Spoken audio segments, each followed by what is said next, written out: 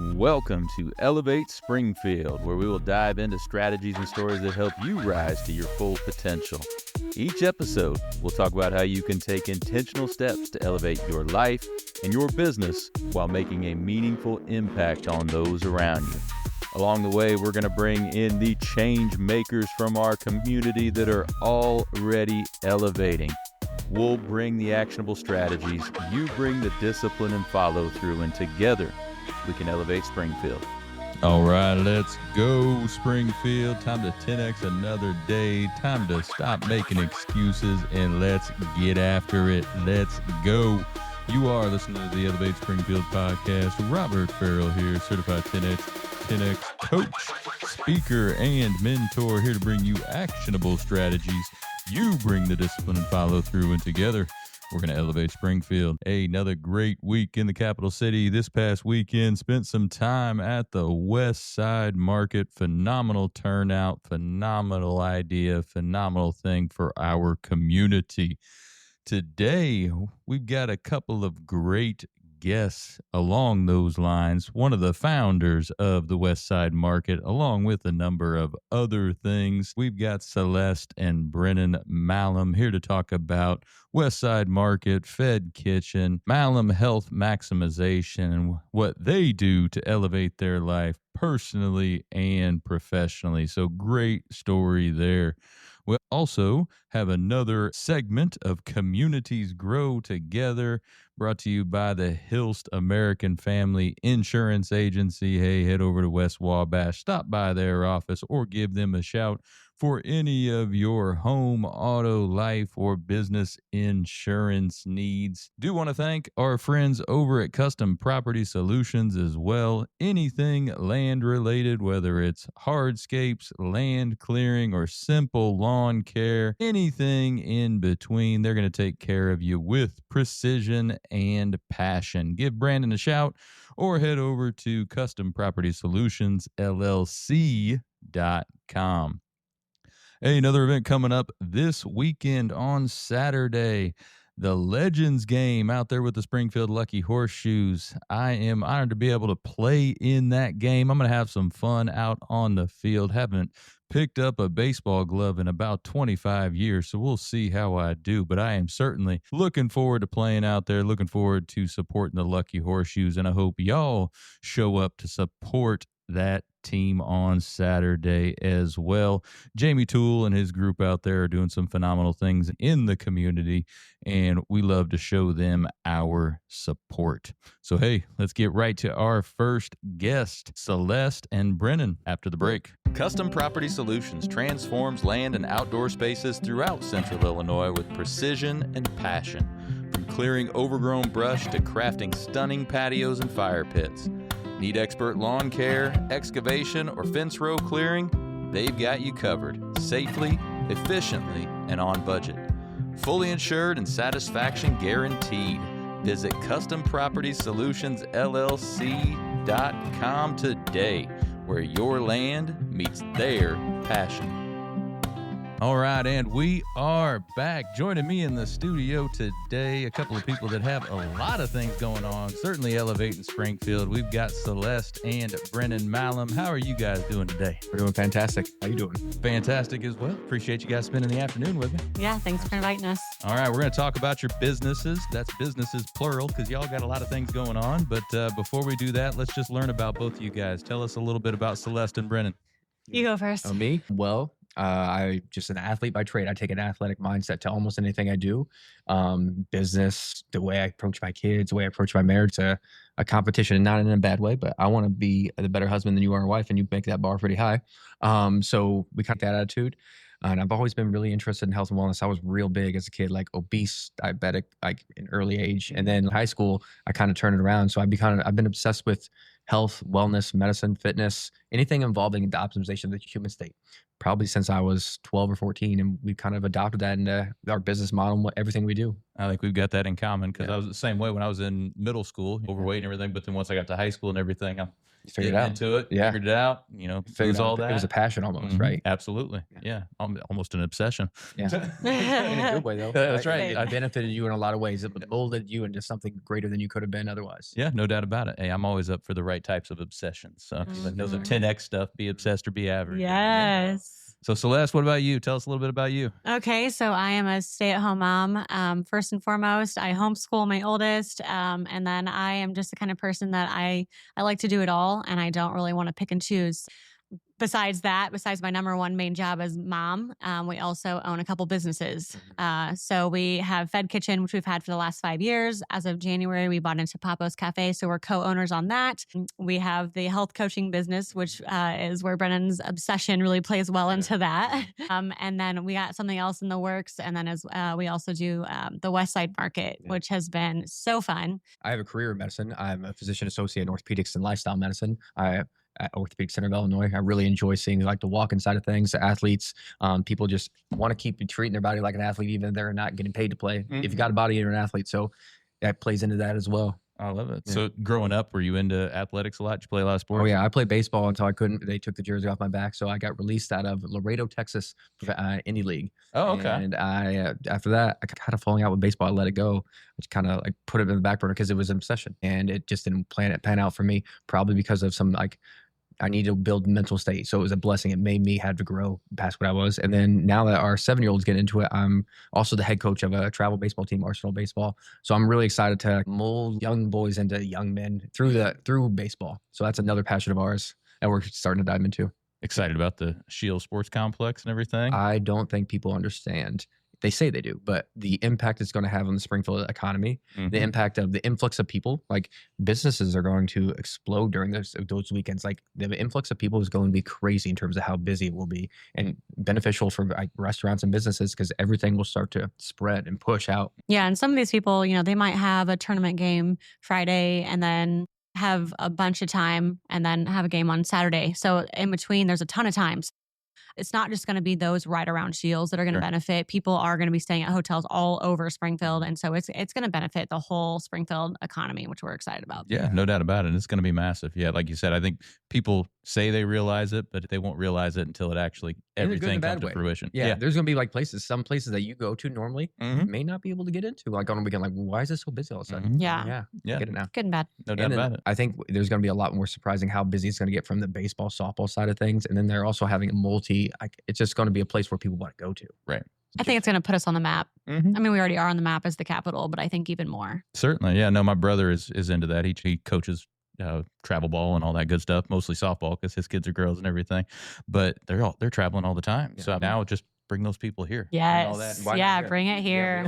And honestly, we've been so I remember when COVID happened, everyone was complaining about Illinois, let's get out of here. Let's go to someplace else where it's different. One of the things we have anchored as center value for ours is don't move away. Make where you are home better. You can build it up. You can go find places that are better anywhere. The grass will always look greener, but if you really want to have a place, maybe where your family is, where you want to build and you're there, make it better. What drew you to medicine? I know the health and wellness, but what really drew you to your specific role that you're in right now? As a PA, I got released from baseball and I was a certified strength conditioning specialist. So CSCS, I could train professional teams and I was doing it, but I was just doing mostly personal training work. And I just saw a lot of people just making crap programs and everything. And one time a buddy reached out to me and said, "Hey, would you want to be a PA? They make good money. They're in medicine. You're doing what you're doing, but you could do it better." And so I signed up. I got my application in the last day. I was invited to go to Carbondale. I only applied to one school. Most people would go to try to be PA, apply to 10 different schools. I applied to one because I had the money for one school, Carbondale. And so I applied the last day because that's when I found out about it, just last minute. And I took an interview and I crushed it. Just people skills or something like that. And they took me on. And honestly, they use a lot of my medical skills just with I was working with a lot of people coming up injuries almost as a bridge program. So you have your PT for an athlete, and then being able to play a sport is a lot different than being able to excel at your sport after an injury. Right. So after the physical therapy, they had a period where they weren't, and they were working with me. So they took that as hours, and everything's been history still. Now after that, it's been awesome. So it was kind of like a random thing, but Brennan is as the more you get to know him, the more you'll see that. And I know him his wife, so I might be biased, but he is just really a powerhouse when it comes to information on how the body works and just functions, the physiology, just making people better in regards to the human body. We have the health coaching business, health and nutrition coaching, and we're both certified dietitians too. I have a background in dietetics, a degree in that, also a bachelor's. But I don't even think of myself as a health coach. I'm thinking of myself as a human health architect. You give me a goal, a task, and I can make that happen with you. And I can look at your labs and we can review those, or I can write you your program, or I can write you your nutrition program around optimization of your food. We can go through like a gut map if we need to. Everyone needs different tools, and some people don't need high-powered tools. Sure. Most people don't. They don't need all this fancy lab work and this gut sequencing and 23andMe to check if they have an NTHFR gene mutation. Like, that's helpful. That's cool. But most people benefit from doing the things they do consistently well. Waking up on time, eating the right foods over and over. Absolutely. Like, it's the simple things, yeah, right? doing It hard really things. comes It down to does. the Like, simple the simple things. things are more powerful than anything. And I think that's like, we have all this fancy tools, and I have in my toolbox. I like them. It's in my armamentarium I can use for people. Mhm. But most people don't need that. Most people benefit from, like, we're going to relentlessly talk about your habits and why you make the bad habits. And if you have a bad week and you eat pizza 6 times, you're not going to skip my phone call with me. We're going to talk about why you ate that pizza, and we're going to look at the film. We're going to look back at the film and say, hey, this is where you made the mistake. This is why you didn't do it. Maybe you didn't have protein prepped. So, and you had a weren't stressful week. You prepared. weren't prepared. And because of that, pizza seemed easy. And you had a game with your kids that weekend also. So you didn't have that. And you're like, maybe we go to Taco Bell afterwards. Mhm. Like, and it often comes down to, this is the one piece, that one big domino that if we put in place, everything else wouldn't have fallen. You just remove that one inhibitor. So there's my health coaching philosophy. The nutrition thing is key. Like you said, it's easy for folks if they're not prepared to go down that road of eating the junk, eating the crap. But if you're prepared all the And way, it starts to create this hedonistic Mhm. like snowball. Like, Right. oh, you know what? We had Baskin-Robbins last night. So the next day you'll say, okay, I'm going to be back on it. But by the end of the night, you started to have that little bit of fun. So your body starts to create that little bit of fun. And like, habits are so sticky, good ones and bad ones. You mess up for a second and it starts to roll. So one of my big believers in, like you talked about, like being obsessed, don't dip your toe in if you want to Right. get healthy. Like, go in. And then it will get easier. Like, go as hard as you can initially, and then you'll find a way to back off somewhere. Because we'll all have reasons to give up or to say, I'll get back on it when it's easier. But if you make that excuse for yourself, you're going to assume that every time it gets hard, you're going to fall back on terrible options. And you can't have that. No, I think you're uniquely positioned in your space because you've got the medical background and knowledge. You've got the strength training and the exercise physiology. Nutrition. We got and the meal prep dietitian. I mean, that's company. really cool. And you know what the cool So- thing is about it, though? I'll give you all the credit in the world. I know a ton about all this information, and I never would have thought to make it a business, but she is just this business mastermind of a person. She's like, you made me into a business. You're awesome. Wait, Let's talk about that. Yeah, I don't know how did you do it. turn all Yeah. that knowledge into this I don't know. Yeah. Yeah. business, these multiple things you have going on. So I'm just the kind of person that I truly believe if somebody else I know can do it, then I can do it. I have that confidence. I don't know where it comes from. I mean, my parents were entrepreneurs too, so I think I just saw it growing up. But backing up a little bit, I have my master's degree in business. Not that I think that the education makes you more qualified in business, but I do have a passion for business. And I think that going through business school made me realize I love being an entrepreneur. I love creating. Going back to people who don't love Springfield or like they want to move away or X, Y, and Z. Springfield's not it for them. And Brennan and I have the mindset of, well, these places that they want to move, somebody there built this awesome Somebody. West Side Market or this awesome meal prep company or this awesome school or this awesome Shields Legacy Dome or whatever. So we have the mindset of curation. So if it's not here, let's build it. And Brent and I are just getting started. We have a couple businesses, but again, with our passion, he's a doer and a thinker, and I just make the business side happen. So so honestly, that's why we make a really good team, because I'm like, hey, there's this awesome idea. Let's just do it. I'm an instruction reader. I want to know everything about it. I want to know the intricate details. And- Just like, we'll just go. Yeah. So, and that's great, because I think a lot of people have awesome business ideas, but they're so afraid to take the first step. And I'm not afraid to fail. No, she's Let's gassed. jump. Let's go. I am like, because in my mind, I'm like, worst case scenario, we fail. Mhm. So then we go to the next thing. Like so recently, whenever we bought into Papo's, we were talking to an accountant, and he's kind of playing devil's advocate with us. And he's like, what if this doesn't work out? And I looked at Brennan and I'm like, well, then we close the doors and we do the next thing. Yeah. Yeah. So Right. I think that mindset really helps. I'm big on mindset, Mhm. and that mindset really helps, because I'm just not afraid to fail. You fail and you learn. We're big believers, and we're teaching our children this as well. You don't lose. You either win or you learn. And so whenever you lose to other people, your business fails or whatever, no, you learn, okay, what did I do wrong? How could I do it better? And there's already been, we haven't failed in business yet, but there's been expensive mistakes that we've made, and we've learned, and carrying that into the new businesses, like I've learned not to do that. So Well, let's take each piece a little bit and delve a little deeper. So the health coaching first. Tell us, how does that work for folks? We don't really advertise that hard. It's mostly word of mouth, and we've grown it into like like 70 clients. Basically, if you want to be the best version of yourself, whether it's weight loss or you want to gain muscle or you just want to get healthy and get off your blood pressure, statin, you're depressed and you want to get off Or you want to get pregnant and you can't. We've helped a lot of couples get their health right so they could actually achieve fertility, and several people have had children since of that, which is like super hard. So we also work with pregnant women in terms of their nutrition. You want to have a healthy pregnancy. Yeah. And that's really rewarding for me because I'm kind of training two people. I'm health coaching two different people. One's going to be yet to be born, but and if you want to get on stage, like we will take you through like bodybuilding. I've had people get on stage, or you're an athlete, you want to do CrossFit. We have some CrossFit athletes. We have some kids that we've had as some professional athletes, and we've had some high school and college athletes that work with us too. And I have a background like specialization in sports nutrition, which is really cool. I can use that, so I can manipulate that, but a lot of it's just weight loss, or people want to get healthy. Like the modern world takes us away from how we're supposed to be and behave. We have to have checks and balances and tools in our pocket to fix that. And some people have like this chronic brain fatigue, and I've helped people with ulcerative colitis or Crohn's. Everyone has a unique issue, and I build a curated plan for whatever your unique issue is. And sometimes it's not that complicated. Sometimes it is. And I'm willing to go down the rabbit hole with each person. I talk to them once a week, and you have my personal number. You don't have like this little app. You're going to message me. You got my number. We do that too. Yeah, we do that. Yeah. We got you can have both. We have a personal app we made, which is super awesome. It's friggin' Yeah. So we see what their goal is and we work backwards. Yeah. Okay. So you want to get pregnant? We got you. You want to manage your diabetes? We got you. You're pre-diabetic and you don't want to be anymore? Got you. You want to lose weight? That's most people. We got you. And for some people, we may have to reverse engineer that way back. Like some people who have diabetes, so I know we have to get like a lower carbohydrate diet or control that sometimes. They don't even know. They're sitting down playing video games all day and eating Taco Bell and donuts. So we may just start with a walk and early morning sunlight exposure. But some people, we can be like, yeah, let's go Burberry. We go fancy with all those things. I love the early morning sunlight exposure. What's your morning routine? when you throw out morning sunlight and all that, I would imagine you have a morning routine.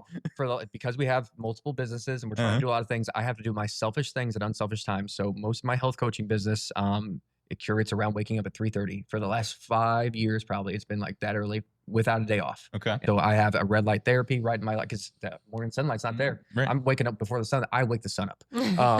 So I got red light therapy in there. I'm barefoot. I got my toe spacers, and I'll get electrolyte water, and I'll put 10 grams of creatine in it. And then from like 3:30 till around 5, I'm just doing business or doing my work on the coaching, updating people's plans, writing new programs. And then at 5 o'clock, I go work out. And I come home, see the kids, either go to work or we get going with the day with movement and phone calls. In the winter, we add cold plunging to that because we just go outside in the elements, breaking ice if we have to. Yeah, using temperature as a tool. We also have a sauna downstairs. So sauna, temperature as a tool is good, but I also think you should cycle it. I think that's a good tool. I always start the day with prayer. Talk to God first. Talk to God first. I give him my first bit of time, no matter if I know I'm going to be late doing it. Like if I don't give him that time there, I will make all the excuses, and I can't make excuses for. Yeah, that's got to center your mindset right there, doesn't Exactly. it? Yeah. That's a big one. No, I'm into the cold exposure and the sauna as well. Do the same thing every morning. Yeah. So yeah, absolutely. It's fun stuff. Yeah, no doubt about it. No, I've got a very specific morning routine as well. Any I know you have a lot of different coaching clients. Any non-negotiables you would say that most people, hey, if you did these few things, you could at least take some steps in the right direction? It's interesting you say that. Most clients I have talked to me about what their non-negotiables should be. We have to build those. I think inevitably walking should be, no matter who you are, walking is it's the most human thing you can do. There's some things that are primarily just make us work better. Sunlight, walking, water, breath.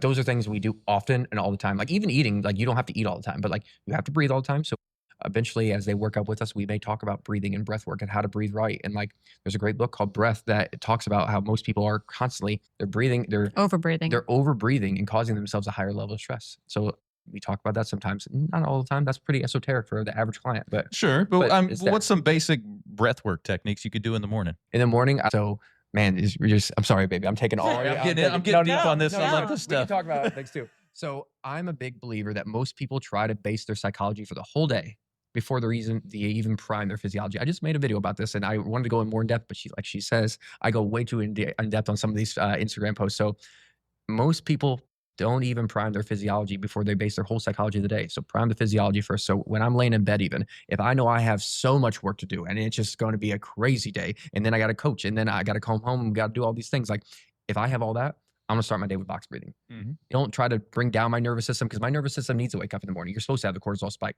So I balance it out with box breathing. I typically start with 3s and I'll do 4 cycles. Then I'll go to 4, then I'll go to 5, and then I get a 6. And by 6, you've woke up your vagus nerve. Your lungs are expanded. Everything's working better. And then I go for the day. It doesn't even have to be that complicated. A physiological sigh is a useful tool. Sometimes when I'm at work and I got 10 patients out there in the hole and I want to show up for each person. I want to be efficient. I want to be effective though. And I want to make a connection with somebody trying to get better. So I will do, if I see that, I'm going to take a step back and I'm going to do 4 physiological sighs, and that's quick. So physiological sighs, filling up the lungs. And once they're filled, you take another sip in and then you make a physiological sigh. Okay. You do that 4 times or Bring your even heart rate down. 1. That's going to be more effective in bringing your heart rate down, bringing cortisol down than any other tool. You could take a pill and it won't work as fast. That one's quick. So I teach that to our 7 and 8-year-old baseball players because you see sometimes kids they're 2 strikes and like, oh, I need to hit. I'm like, so I just have them do that. I don't do the whole sip. That's a little more complicated, but just getting that breath work going again. And almost inevitably, like, man, just seeing kids not strike out just from that one tool. And like, they're getting better hitters too, but like having a tool in your toolbox to use breath is such a skill that most adults don't have. Mm-hmm. And that's so useful. So there's just a little quip about breath that I love it. One more on that. Let's go, said baby. it. You said a second ago, and I don't think a lot of people probably know what you meant by that. You said toe spacers. What do you mean? Oh man. So I don't think I'm guessing a lot of people don't know what you meant by toe spacers. So toe spacers are. I have a colleague of mine who's also a friend who, Dr. Schlinus. He thinks they're silly, but I believe in them. Based on some of the data from Kelly Starrett and some of these people. They're little like pad things. Think about like if you got a manicure or pedicure, they put them between your toes, but they're little padded spacers that you can put in and separate your toes. And the reason I believe in them is you have the same amount of bones and ligaments and tendons in your hand as you do your feet, but you don't keep your hands casted all day long. You let them move, you let them expand and contract and abduct and adduct. With our feet, we're in shoes. We're casting them all dang day. And I would love to be barefoot at work, but no one else would be like that. It's frowned upon. The setting It is to be barefoot. So in my opinion, you have to work the opposite way. You have to let your toes splay out. I use the toe spacers in the morning to use that. And I get barefoot on our grounding mat upstairs. There's a grounding mat too. Jeez. Hey, I've got the grounding mat too. Grounding Preaching to the sheets. choir here. Grounding Or pillows. grounding- But so I grounding do pillows. that and it helps open up my toes. And I move my feet while I'm working. I just wake my feet up because they're going to be stiff all day. So your contact with the ground for your knees, your hips, your ankles, everything comes from the feet. And so the feet have importance in terms of making them mobile, making them flexible. And if they're not flexible, guess where it takes the brunt of that? Your ankle. And if your ankle takes the brunt of that, it starts to get a little painful and stiff. Then your knees start to hurt. And then you get a little bit of hip, and hip comes with back. Like if you take care of that, the feet though, a lot of things can start to improve. We start to build better movement patterns. So that's the toe spacer concept. Yeah. No, I ground every morning too. Either my ground Yeah. mat or out in the Going backyard. outside. Yeah. I think we might have to do a whole episode, a little biohacking with Yeah. Brennan. That'd be Oh, fun. man. You guys should. That'd be fun. Well, let's get into Papo's and Fed Kitchen. So you had Fed Kitchen before, Yes. right? Yes. So, and then you just became part of our co-owners of Papo's on January. So walk us through Fed Kitchen, how you kind of started that, and then how that rolled into Papo's. Yeah. So Fed Kitchen, we were kind of joking earlier that it really started like in our kitchen. Yes. Let's see, back in, I don't even know, 2014, Brett and I were prepping for a bodybuilding show and I had no idea how to cook. So, and I was doing all of our meal prep. So I'm literally doing egg whites in like a microwave safe bowl, microwaving it, eating eggs that way, frozen broccoli. I burnt the chicken because I was like, I'd rather eat burnt chicken than undercooked chicken. And it got to the point where it was so easy for us to drop weight for these show because the food was so disgusting. I would rather throw and that was, you know what most people are doing for meal prep. That's what they're doing is just like boring foods that they don't even know how to make. They just think it has to be gross. And then one day I'm a big podcaster. I love listening to podcasts or reading books. And this lady who was a bodybuilder, she was like, I used to think that diet food had to taste gross until I realized that you just have to learn your way around the kitchen. Mm-hmm. And that's stuck with me for like 12 years now. So basically after that, I started thinking about that, like, oh, I can make this taste better. I just have to learn my way around the kitchen. Mm-hmm. So I started learning my way around the kitchen and I've tested probably 1,000 recipes on Brennan. And then whenever we moved back to Springfield 7 years ago, I graduated with my master's. He had his master's. He was already working. We brought back a little baby. I had a baby in my master's program, our oldest, our 7-year-old now. So Brennan wanted me to be a stay-at-home mom. And I'm like, I'm educated. Like, you want me to stay at home? You know, Sure. like the modern day mindset. Oh yeah, get it. Got to be a boss babe and all that. So I was telling him, like, I don't really want to stay home, And he was like, just give me 9 months. Like, the baby needs you for the first 9 months, stay home. And I was like, okay, I can do that. Well, this baby was napping all the time. So I made a business plan for Fed Kitchen, and I showed it to him, and he's like, I just, I'm more of like let's just do it. I don't care if I fail. He's like, I don't know about failing, but ultimately we decided to launch it. And so again, the recipes in our house was what funneled us into launching this for Springfield customers. And it's organically taken off ever since then. I mean, it didn't necessarily start in our house. That was just for me and him. Right. I was working with the health department from day one and made it a legal business from day one. Yeah. There was a guy in Springfield. He's awesome. He was just a blessing to us because he let us use his little commercial kitchen.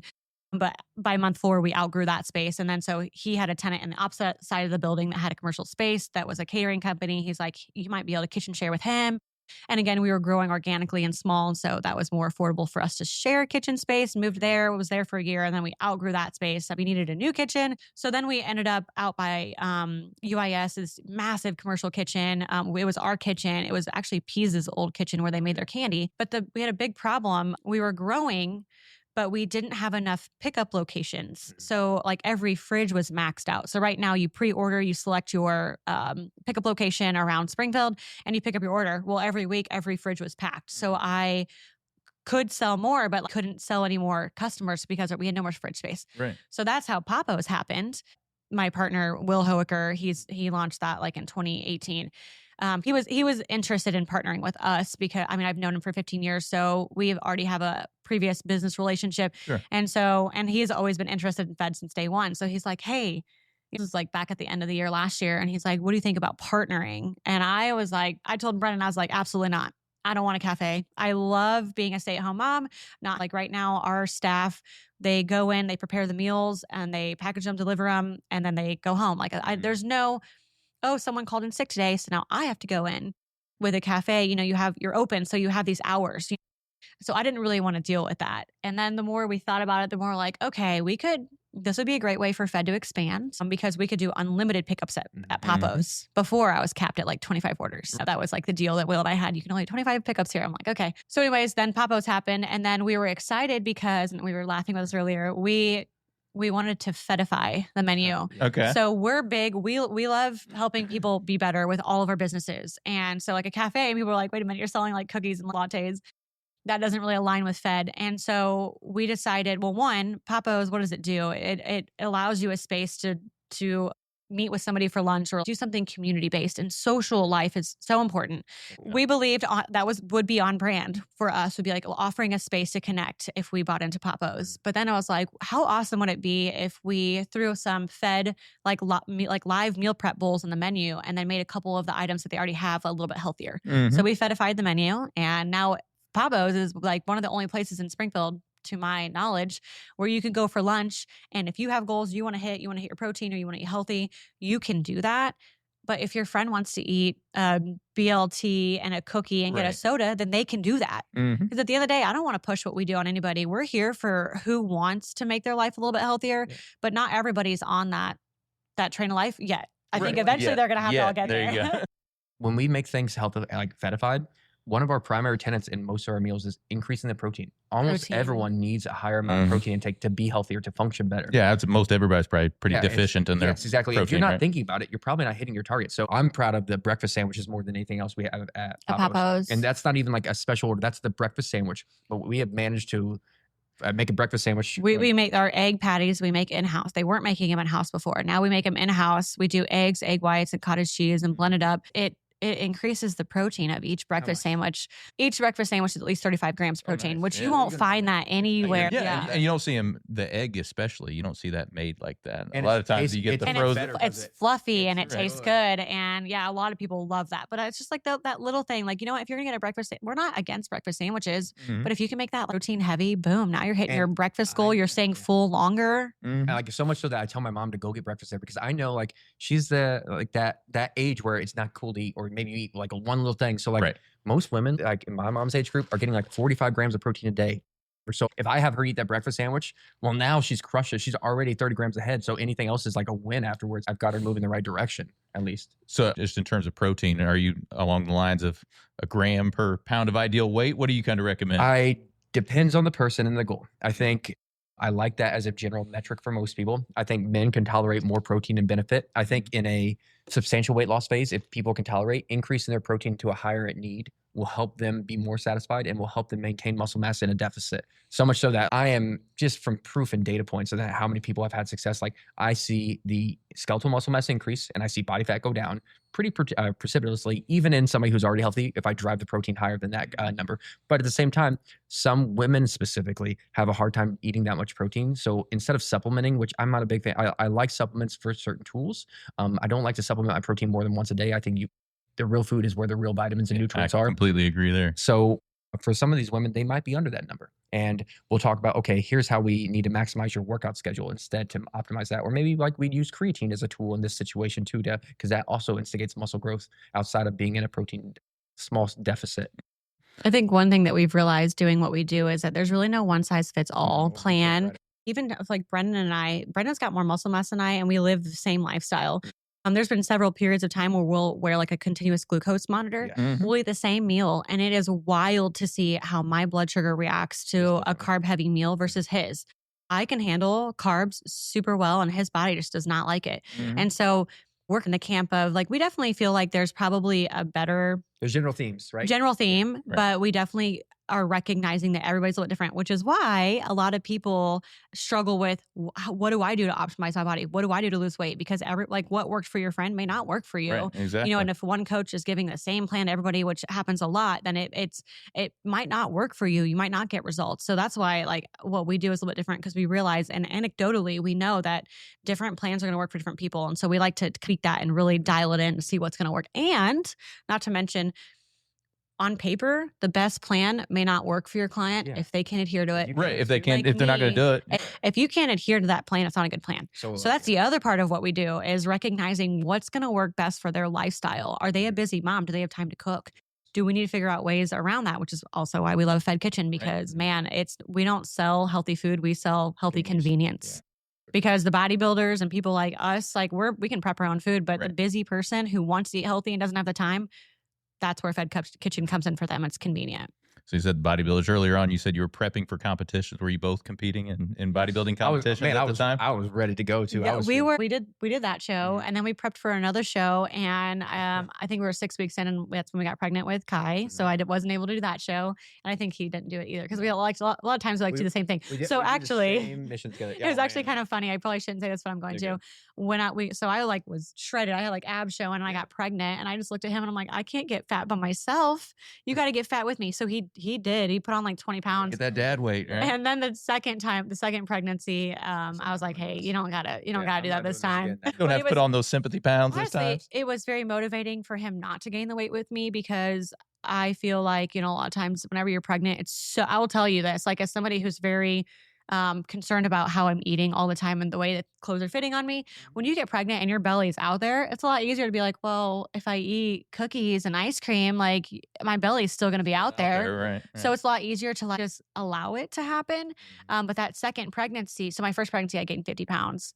And the second pregnancy, and I also was super lean. So I think my body was just throwing on weight because I was shredded for a bodybuilding show, So I think I put on a little bit more than the average person, because my body was like, we're too lean, Anyway, second round, he didn't gain the weight with me.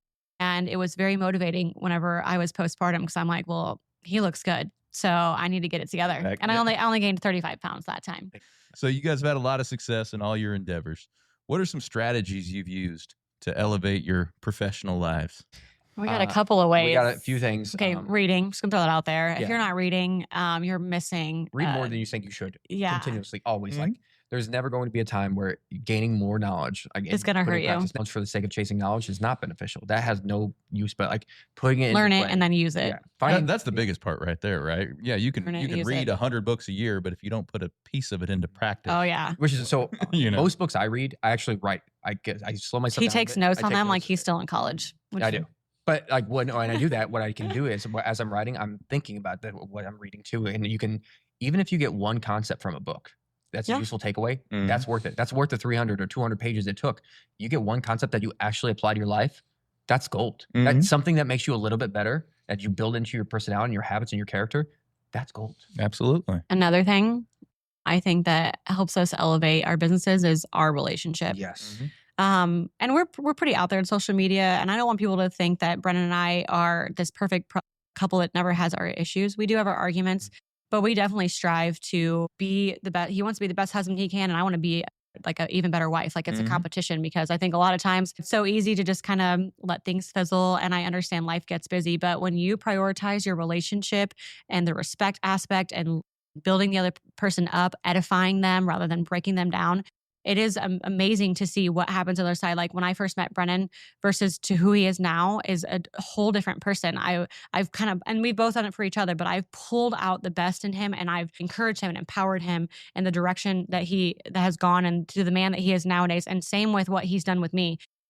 Your significant other, your partner, for me, my wife, like they're the most important, at least for me. And I would say for most people, it has the biggest impact on who you become and what you do. Like even coming down to coming home, like is that the place where you can come home and be like, because we all need that. Like we are made to have cycles of peaking and like valleys where we're relaxing and calm. And if it's not that, when you come home, what are you going to do? Is that person building you up? I read about this concept like several years ago, and it's so true. There's something called the Michelangelo effect. Have you heard of this? I have not, no. The Michelangelo effect is your partner knows you. They know you better than almost anybody. And they should, at least, or as you get to know that person, they live with you. They know you very well. So they know what hurts you, what benefits you, what tools you have that are good, and what tools you have are bad. So if they're a good partner, they can carve you like Michelangelo did. They can make you into something greater. Like they see the shape in the marble, and they can fine tune that. They can do all the detailed work to make that person, that Michelangelo effect, come out of you. And that's something I continuously think of. Like, am I sculpting you to be the best version of yourself, or am I allowing you some days to give in to not who you're not going to be? And not in a negative sense, like I'm harping on you every day. Hey, you got to go work out. Oh yeah. Sometimes it's like, maybe you shouldn't work out today. Maybe you need this tool. Like this will make you better for that day. Yeah. One thing that we always joke about is like that Neo song, it's like a lyric, and it's like, I'm a movement by myself. And I always say, okay, you could move forward, backwards, sideways, Okay, so you can be a movement by yourself, but it says I'm a force when we're together. Yeah. And I always laugh and think about that line like, man, Neo was really onto it, because another thing we talk about is one person can do one job. Yes. Two people can do three. And Brennan and I are testament to that, because Brennan has a whole career. I'm a stay-at-home mom, which is the whole job in its own. And then we have Papo's Fed and the health coaching business. Malham Health Maximization. Malham Health Maximization. And then, we do the West Side Market, which we're in the works right now of forming it to be a non-for-profit. And then we homeschool. It's a testament to whenever you have a solid relationship with your significant other, you can do so much. A lot of people look at me and they're like, I don't know how you do it all. And I'm like, I don't know. I mean, whenever you have a teammate, like we just crush it, divide and conquer. Let's go. We can handle it all. Absolutely. And we still, as much as we have on our plate, we still have so much time for our family. We go to the pool all summer long. We go on the lake. We do every baseball game as a family. And we go to the park. I want to be the head coach of every sport too. Like I'm about that in development as kids. So we do have some time. But let me add, if there's a tool you're really good at this, that is uniquely made me realize it's the most powerful thing you can do to make yourself more successful when your business is better. Systemize everything you can systemize. Have a system, and this is what we do in this way. And sometimes there isn't a system in place. Sometimes you need a fine detail answer. But oftentimes you're just making an excuse to not systemize your process because it just takes work. You're being a little lazy instead of getting what's in here, put it on paper and make it. This is the steps. Right. If there's something that you're repeatedly doing that can be automated, you need to spend time automating it. Yes. And if you're writing a certain protocol for GI symptoms or whatever, and you're typing this up every single random time that a client needs it, automate it. Yes. Type it up, save it, and put it on the computer. So every week at Fed, it's a massive pre-order. It'll be like 1,000 meals at a time. And we have this, I probably spent 100 hours creating this thing, but it's like an Excel spreadsheet calculator where I can input, we have 100 of these meals, we have 150 of these, we have 99 of these, whatever it is. It's this whole spreadsheet. So my team does that. It's actually, I've actually automated it even further. It's automatically ran by itself now. I don't input the numbers. This machine pulls it from the website into this output. And what it does is it pulls out, okay, in order to make 100 of these meals, you need 70 pounds of raw chicken. You need 50 pounds of beef. And so it turns the calculations from raw to cooked so that whenever at the end of the scenario, whenever the day they're weighing out all these meals, at the end of it, there's only a little bit left over. There's hardly any waste. And I know I have a friend that was running a meal prep company in another state, and she was doing that math every single prep day.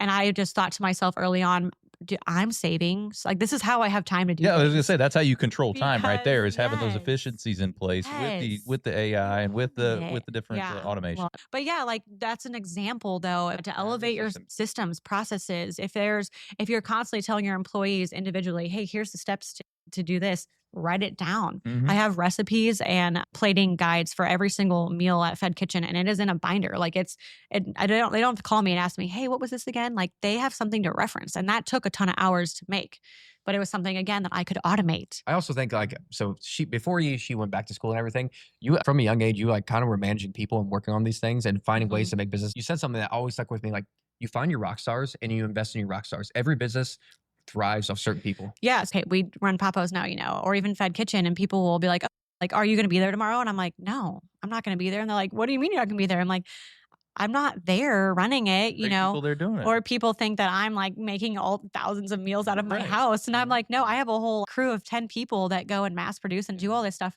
And exactly what he's saying, if you want to scale and get a little bit bigger, you have to find those people and develop them. So I have an awesome person for Fed and there's another person that's coming up that we're working on training that are just rock stars. And I pour into them, not even just with shaping them, but also making sure our relationship is really good. I want to make sure that they are happy where they are and they are treated well. Relationships are very big for me. And then we found somebody for Papo's. And so we're, it's a constant conversation, constant like coaching. He even loves being coached, which is awesome. So another thing is like finding those people to help you. It's hard. I couldn't do all this stuff if I didn't have these key people to help. Yeah, that is the only way to scale. I mean, there's different break points in business, up to 3 million, 3 million to 8 million. And you have to have those different pieces in place. And a lot of that is having the right people in place. Otherwise, to you're be the able to grow. bottleneck. You become your own bottleneck. Yeah, you absolutely do. That's yeah, it. you can only do so much as a solopreneur or even a duopreneur, whatever. It's honest. I'm glad Husband-wife duo. But even then, like a lot of like you're learning this now, like you can build things you never thought you could build if you get partners in place. Well, you don't have to go into business with your husband or your wife. It's just for us, we work well together already. And so it makes sense for us because like what I lack, he has, what he lacks, I have. Like we bring a lot to the table together.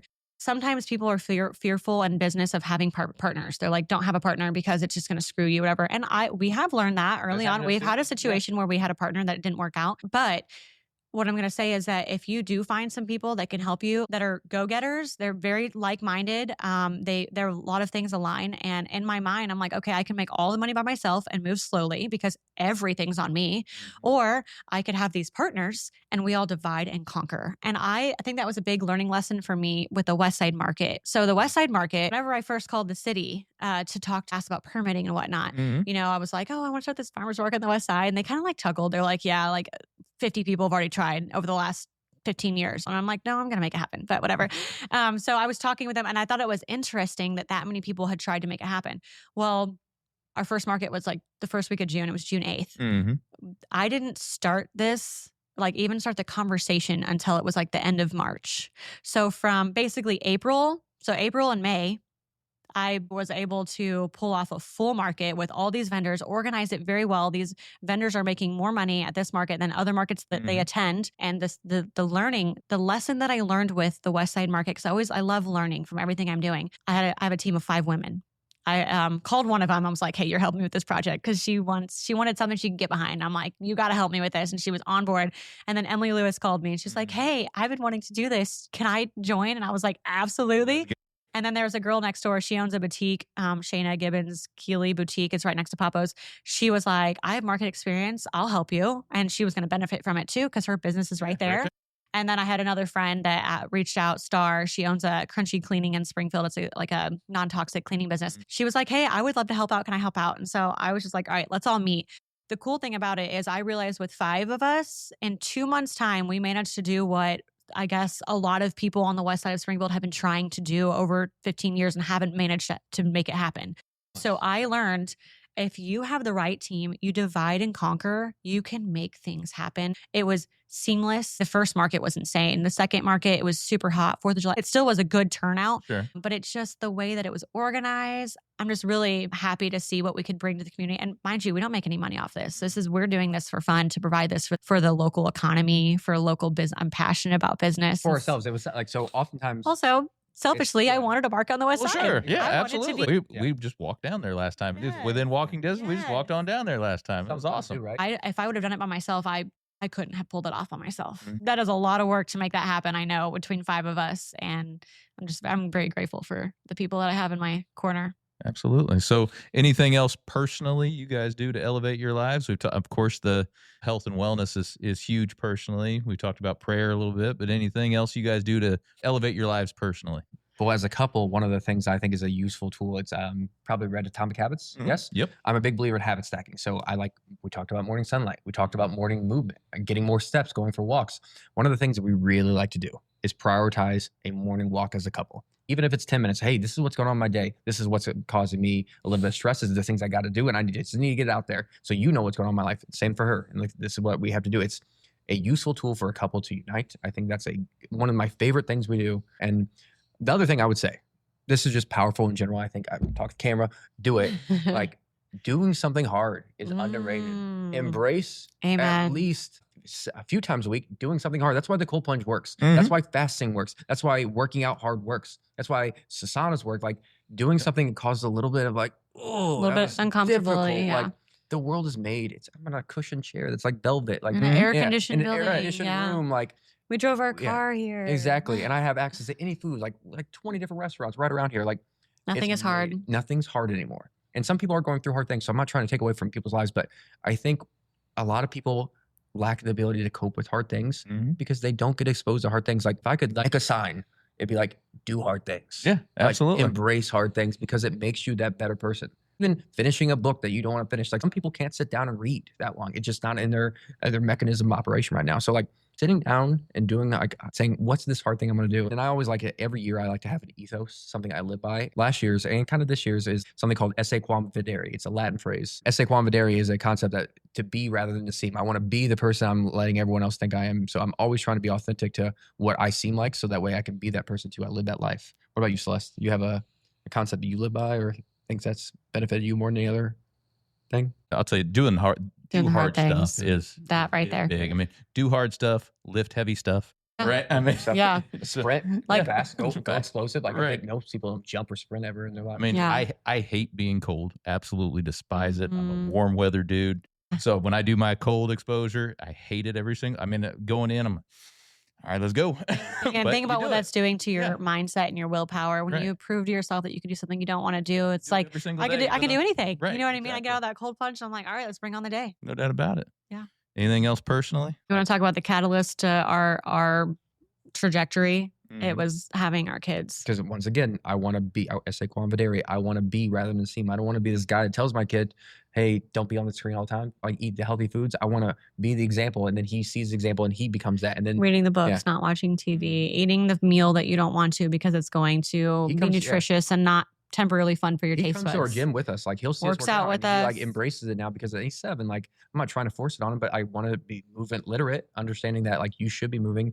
And so like having kids is such a catalyst that I think was underappreciated for most people. Like it's fundamentally changed me, like to a degree that like even with business, I want to make money and I want to be successful, but not at the cost of my peace with my like. Right. I always understand the greater thing, my greater like task in life is to make my legacy is going to be my kids, that I pass on and who they become and how they impact the world, not necessarily what I build personally. I affect other people's lives with their health coaching with Papos and Fed, but I impact my kids every single day, every Mhm. choice I make, and they see. And like, if dad's in a bad mood, well, I should be able to have better regulation. It's every concept. Like in terms of biohacking tool, kids are Oh, no doubt about it. Yeah. I mean, it was a pivot point in my life too. Yes. My oldest Yeah. daughter's 15 now. Yeah. I mean, at that point, it certainly just changes the trajectory of everything. Changes the mindset you wake up with. Everything, every Purpose. single thing. Your purpose. Your why. No doubt about it. Motivation. Mm-hmm. Yeah. And that's huge for me. Purpose and why. I mean, for everybody. Everybody it should having be a big, purpose. but what would you boil you guys' purpose down to? Your why? I am here to make people better in whatever sense that I can contribute to that. I'm here to make the world a better place than I received it. And like in my capacity, maybe I don't have the skills that other people do in certain aspects, but I have these certain skills and I'm going to pass it on to other people. Yeah, and to piggyback off that, I always say, like, I'm a people developer. Mhm. If you're in my circle, you're around me, whether you're my husband, you're my children, you're a friend, I'm going to push you to want to be the most. Like, I want to get the most out of the people around me. That's natural in me. And I just think that that's just how I operate. I don't operate from a place of jealousy if a friend is doing well or whatever. I'm excited. The better they are, the better I want to do. And the more like, let's all just crush it. Let's hold each other accountable. Let's do the next thing. So yeah, I would say like I'm a people developer. And again, that the biggest people I'm trying to develop really is my family, my husband and my children. And then the extension after that. Love it. How important is that to have those people around you, like you said, that we are all crushing it. Let's get it. Let's go. Come on. Let's go. I mean, how important is that? Momentum matches momentum too. You see somebody going fast along it, you're more likely to start going fast. They're your friend of yours. It's unlikely that you're just going to get like a train going by you, that you don't get pushed a little bit, right? So go with them or push them to go with you. No doubt about it. Yeah. Anything else you guys can think of to help us elevate the community on the whole? What can we do Springfield-wide to elevate our community? I think just investing in our community. Instead of having the mindset of, I can't wait to get out of here, how could you pour back into the community? And it doesn't even have to be a business. Again, with the market, like I'm not making any money off that, but it has been so awesome to see the community just gobble it up. They love it. The vendors love it. The Westsiders love it. So if you could just pour back into your community, and that could even be serving. How are you serving in your community? Are you serving in your church? Are you serving on nonprofit? Or youth sports is a great way to serve. I think you're getting a child who's doing a hard thing. They're getting challenged with something they're not quite that good at against other kids. So you're having a little competition. But like, I think we need more coaches who, like, if you have good moral character, moral fiber, you have a good belief system or good things you think, even like kids can use that. And we can't do adult level concepts, explaining it as the kids are adults. You have to explain it in kid form, but giving them like youth coaching has been an awesome tool in my opinion. I love. So giving back to your community. Yeah. Giving back to the community from that. Most of the youth coaches don't get paid. I'm not getting paid, but I love it. I love sitting at home and thinking, here's how the best practice is going to be. And here's how I'm going to motivate the kids. And here's how I'm going to make a practice that's fun for kids that they're going to get something out of. And they don't even realize I have this set structured regimen. They're like, man, he's fun. But he gave me something cool out of it. Like we have team rules I'm going to discuss with our baseball team when we have our first practice. And like, there's such easy concepts, like, but having a system of rules that you follow that is fun to like be a good teammate, because everyone gets better when you're a good teammate. That's a good little thing that if they just remember that into adulthood, man, they're going to benefit. Being a good person. It makes such a huge impact on them at that point, right? It does. And you're with them every day in a time where they're having fun. So you can even get them in. Things get remembered when you're doing them in a hard situation. Like the physiology like causes your brain to remember more. When you're exercising, you release something called brain-derived neurotrophic factor. So when your kids are exercising and they're doing a sport, you're uniquely able to prime their cognition, their brains to develop synapses and pathways to remember these concepts. So if you can develop good concepts, big concepts, like I'm going to work hard, and hard work builds me into something greater, whether it's sports or business. Well, that's a concept they're going to take throughout life. And maybe they're not going to be a professional baseball player. I would love if all the kids were. But if they are not, they're going to take that concept into their business life and their marriage. No doubt about it. Well, I always close with this. We've talked about a lot of great things today. Give us one more from the personal side, one more from the professional side, some advice on for folks to be able to elevate their life or business. I believe if you pour into your relationship, I think people will be surprised at how much happier they can be, how much happier their home is, how much happier their kids are. And I believe if we have stronger marriages in the community, we will have a strong community. So elevate your community by elevating your marriage. Mine would be gain knowledge from sources outside just social media and the news. Like long form books or podcasts. Most people are stuck in the echo chamber of their own brain and never get exposed to new ideas. So they atrophy. They don't like the personality, the people they come, the things that set them on fire and excite them aren't getting exposed to them. So reading is a great one. And I'll get a concept that I become obsessed with. Like right now, I'm reading about sports speed. I'm reading about youth development. And it's an obsession. Like this is a cool psychology tool. But if you invest in yourself just by reading, you can go to courses and master classes. I think those are they're very high pressure, getting a lot of information quickly. But you don't have to do that all the time if you can't afford it. If you don't want to make travel, like you can just read. And you can just listen to like long form videos or podcasts and gain that knowledge and then apply it. Just one thing in your regular life. It can have a significant difference. You can become a totally different person with a different trajectory in the course of months from just that alone. Let's go. Yeah. Agreed. All right. Well, Celeste and Brennan, appreciate you guys spending the afternoon with me today. Yeah. Thanks for having us. Yeah. Before we go, let anybody out there wanting to do business with you on any of the things, let them know how they would do that. We're on social media, on Facebook and on Instagram with all three of the businesses currently. So Papo's Cafe, Fed Kitchen Springfield, and then Malham Health Maximization. That'd be the easiest way to get a hold of us. Yeah. There you go. Awesome. Well, we're going to let Celeste and Brennan get back to elevating Springfield. For the rest of y'all, we'll be right back. Looking for personalized insurance with hometown care? David Hilst, American Family Insurance Agent, is here to help you protect what matters most: your family, your home, and your dreams. Whether it's auto, home, life, business, David and his team are proud to serve the Springfield community with trusted advice and reliable coverage. Local service, real relationships, peace of mind. Call today or stop by their office. They can build your dream protection plan together. Call 217-726-6343. All right, so how about Celeste and Brennan? Awesome stuff, right? So a few things that we talked about with them through a 10X lens like we always do. One of the things they mentioned was systems and automation.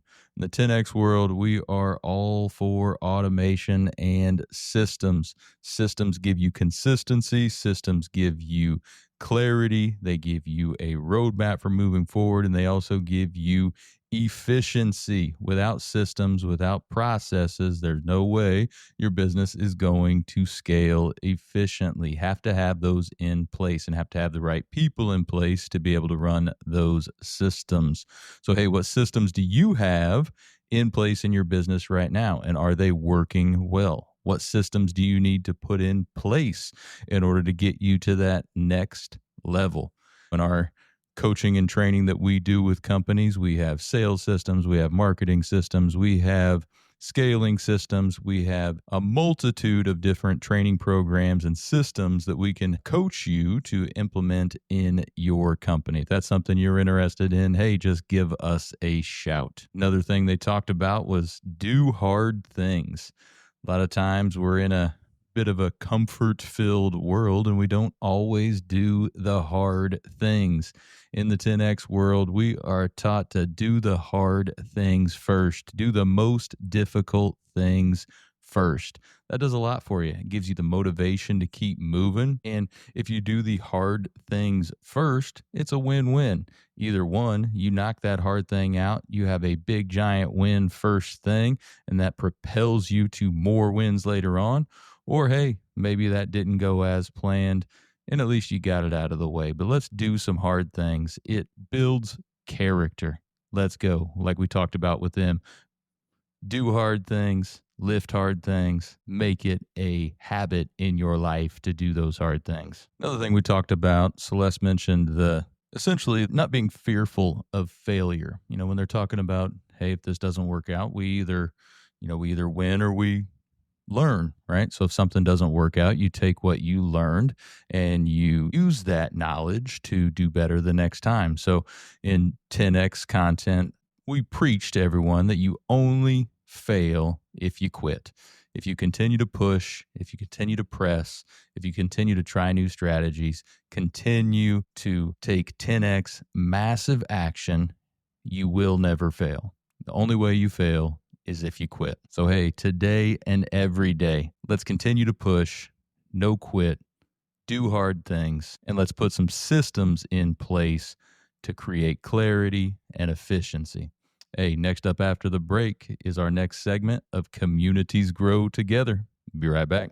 Look, I get it. Mortgages sound boring until you realize you need one, and suddenly you're neck deep in paperwork.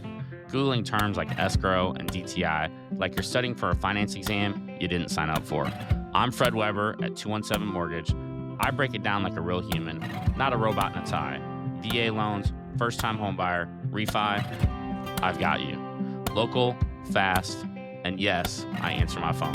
217 Mortgage, because adulting is hard enough. Equal Housing Opportunity, Illinois Residential Mortgage Licensee, Department of Financial and Professional Regulation, NMLS number 6606, NMLSConsumerAccess.org. Conditions and restrictions apply. This is not a loan commitment or guarantee of any kind. All mortgage loan products are subject to credit and property approval. New American Funding, LLC, all rights reserved. Corporate office 14511, Myford Road, Suite 100, Tustin, California 92780. Phone number 1-800-450-2010, NAF.com. All right, and we are back for another edition of Communities Grow Together, brought to you by Hilst American Family Agency here in town. Anything you need, home, auto, life, business, insurance-wise, David and his team will take care of you. Stop by his West Wabash office or follow him on social for any of your insurance needs. So, regular friend and contributor to the show, Mr. Jeff Dillman from Masco and Land O'Lincoln Professional Networking Group.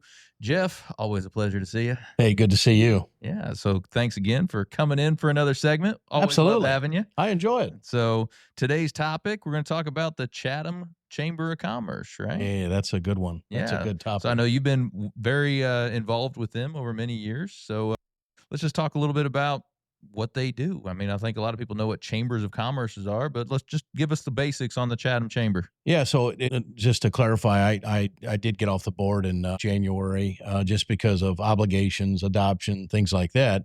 But Chatham Chamber is dear to my heart. I live there. Small Chamber of Commerce, 255 members. The big thing about Chatham Chamber is they're promoting education and promoting small business. Mm-hmm. So they do 10 lunches a year. That's really unique. You don't see many Chamber of Commerces doing that.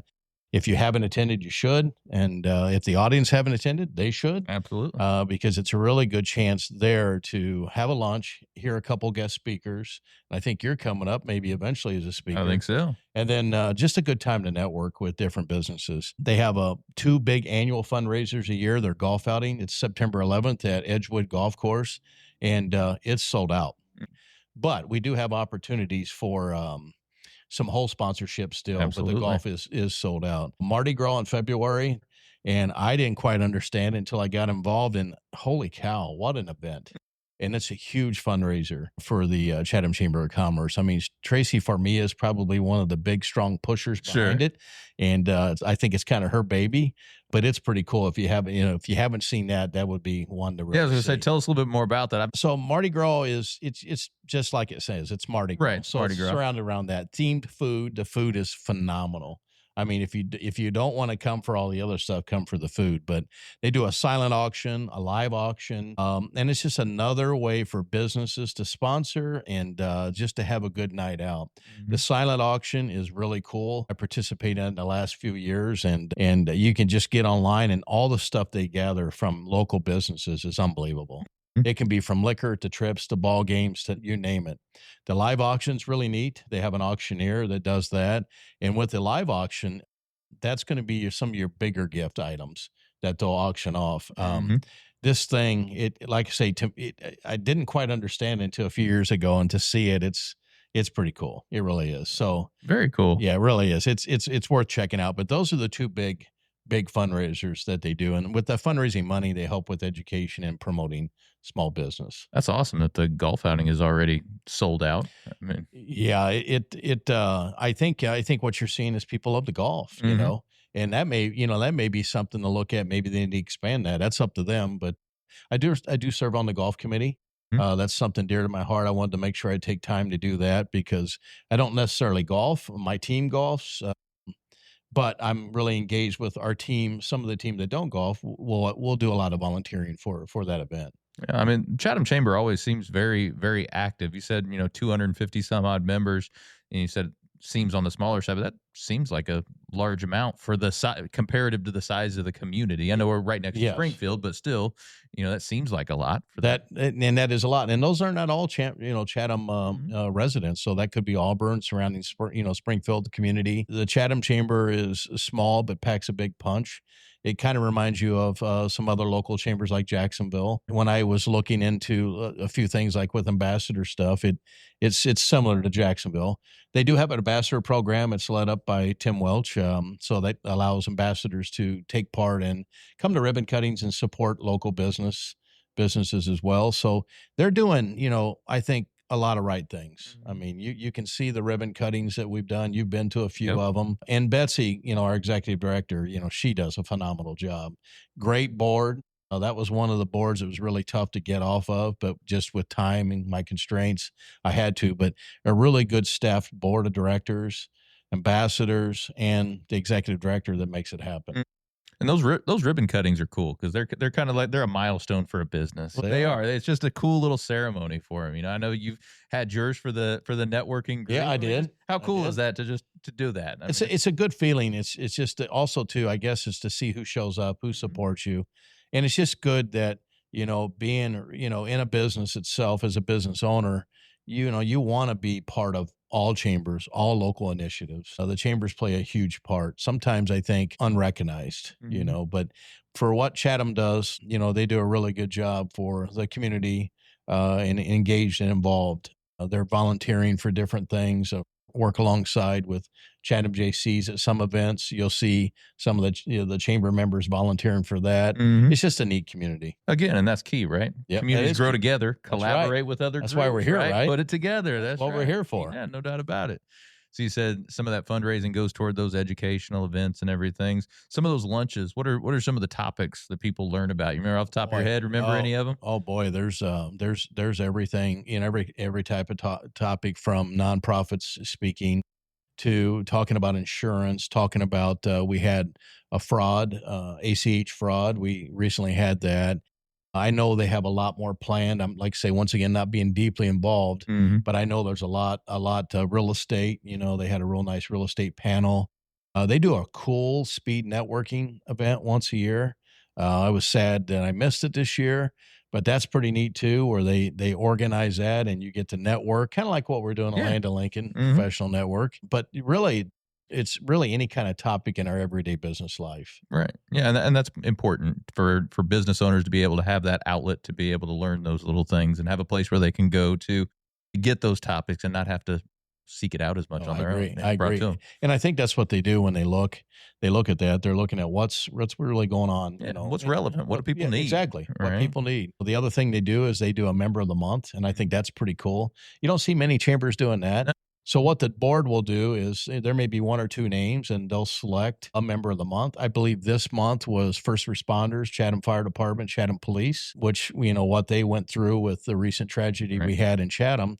So that's kind of cool to go out and recognize that. I've been on a few of those, and that's pretty neat when some business is recognized, like I'm the member of the month. Wow. So once again, a little bit more added value, you get for your membership. Memberships don't really cost a whole lot there. If you're fewer than 5, I think it's in the 170 range or so. But, when you get over five or more employees, I don't want to quote that because I'll quote it wrong, but you can get on the Chatham Chamber, Illinois Chatham Chamber of Commerce site and check that out. But it's really for us at Masco and Land of Lincoln Professional Networking, it's been beneficial to be part of. Not only that chamber, but all chambers. No, I mean, and that packs a lot of value for your 170 what odd dollars. Where do they do those lunches at typically? So the lunches are all over the place. Okay. So basically, I think that what they do is they try to get maybe a member to do the lunch at a location. But we've had them at the VFW. We've had them at the real estate office. We've had them at Pole Barn Chic. We've had them all over the place. So I think that there's opportunities to host those luncheons as well. I think, there's several, like today at lunch, Ingrain Brewery wants to do one. So that'll be turned in. That's up to them to select that. But he wanted to do it because of the audience as well. And the nice thing is the lunches are right at $20, so it's affordable. The program starts at 11:30, and generally you're done by 1 and you're out. But it's pretty cool because you can really connect and network with someone that maybe you haven't, or maybe you don't know enough about that person's business, and maybe you think you do. But you'll find out more. But I find the lunches, we try not to miss them at Masco. Yeah, I mean, lunch and learn and network all for $20. Not too bad, right? That. You can't beat that. Even if you don't want to network, you get a $20 right, you still lunch, got your $20 lunch. Yeah, absolutely. So you've been on the board. How long were you on the board there? I think probably a couple years on the board. I came in and, they already had an ambassador program. I think Tracy, for me, actually started the ambassador program. But with my experience with the Springfield Chamber and running that, I ran that for a couple years. I came in and we revamped it, organized it, and kicked it back into gear, I should say, just because it takes time to do that. And some business owners just don't have the time, right? I had a little bit of time to do that. So with ambassadors now, they may be sitting at maybe 8, 9 ambassadors. They don't really want to get big, and Tim Welch with Bank of Springfield is the head ambassador right now. So he's leading that. So the ambassadors have a meeting, and generally their focus would be ribbon cuttings and membership drive, Sure. quite frankly. Get more members, and then participate in events and just show up. I think they all have a little name tag so people all know they're an ambassador, and there's a lot of familiar faces that in that group that you would recognize. Yeah. No, I mean, those membership drives are key too. Because the more members you can get driven through there, the more cool things you can do for the association, right? Absolutely. Or whatever. It's a chamber association or whatever. The more members you have, the more impact you can make. Absolutely. I would always drive them crazy because I'd say in a meeting, hey, we're on to 300 members. Let's do it. We can do it. And I think the unique thing with them is, they probably don't want to be huge. I don't want to speak for them. They probably don't want to be huge. They want to kind of stay where they're at. But I think that the people that are involved with the Chatham Chamber, do see the benefit. I think they really do. And, the thing is I always often say communities grow together, right? You have to be part of chambers. Just because your business is thriving and, you've got people walking in your doors doesn't mean you shouldn't support these local initiatives. And that's the conversations we constantly have, whether it's Springfield Chamber, Chatham Chamber, Local First, Land of Lincoln. So you need to be involved in all of these. No doubt about it. And so we continue to promote and educate people on the importance of chambers. A lot of people say, well, it didn't work for me. And we know why it didn't work in most cases. Right. Is because you have to give too. Right. Absolutely. You have to be in it. You have to participate. And that's what I commonly hear is like, well, that didn't work for me. Well, why not? I mean, did you go to events? Did you participate? Did you put a sign up at the golf outing? You don't have to golf, but what did you do? And I learned that lesson from years ago. At a former position I was in, I joined the Logan County Chamber of Commerce, and I didn't get anything out of it. And I'm a prime example. I went and complained. And she said, well, I've never seen you at one event. And I said, well, you're right. I haven't been. And she goes, well, maybe that's some of the reason. And that stuck with me and still does. I still talk about it. That was years ago. So once again, if you're going to join, you need to participate. Yeah. Simply joining, you're not going to get a lot of value or impact out of it. You have to actually participate, go to the events, network with folks. If you do all those things, if you go to all the events and network and find those collaboration points, you're going to more than find your value and impact in your membership. You are. And, you're looking at your return on investment. I mean, if you're looking at 170, 200, whatever it is, 350, what's that take for your business? And business smart people already know what that ROI would be. So, I would say that if you're going to join, make sure you participate. Yeah, absolutely. And even if you're in all of them, and you're spending $1,000 a year on all your groups, right? If you're going to all those different events, I can almost guarantee you'll be able to make that money back relatively easily. Well, and they'll recognize that too. It's simple as little things like we may not be able to make the Champaign Chamber of Commerce, sometimes the Jacksonville Chamber of Commerce, but they'll know. So you always like our post and share it. Yeah, absolutely. And that's recognized. And that's what we should do, right? We should continue to do that as well. So even if you can't make it in person, there's other ways you can participate. And it will be recognized. No doubt about it. So if you're out there, hey, maybe you're part of the Springfield Chamber but haven't checked out the Chatham Chamber, give them a look. Head over to Google. Just Google Chatham Area Chamber of Commerce, right? Yep. All right. Get them there. Yep. So with that, anything new with Land of Lincoln Professional Networking Group? Hey, thanks for asking. So we're bringing in new members, slowly. We're being really cautious with that. But anything new? Not really. We're just trying to, keep everyone that's involved in the group happy, engaged. You've been a big part of that, and I appreciate that. I'll never forget that. The website looks awesome. So we've got an economic impact tracker up because of you. And I believe we're sitting at 931,000. We're scooching real close to that million. A little birdie told me today, and I can't say until it's official, but a couple businesses put out over $160,000 estimates, quotes, and one of them was pretty confident they're going to get it. One thing I did find out, there's a lot of business dealings going on that's just not being reported, and that's okay. I understand if you don't want to get your information out. I get that, but I'm still just blown away by that. I had a conversation today about it. I'm like, look at that number. That is a real number. Yeah. That is not made up. I've had somebody say to me, where did that number come from? Well, look, they can report it, and this is how it's going.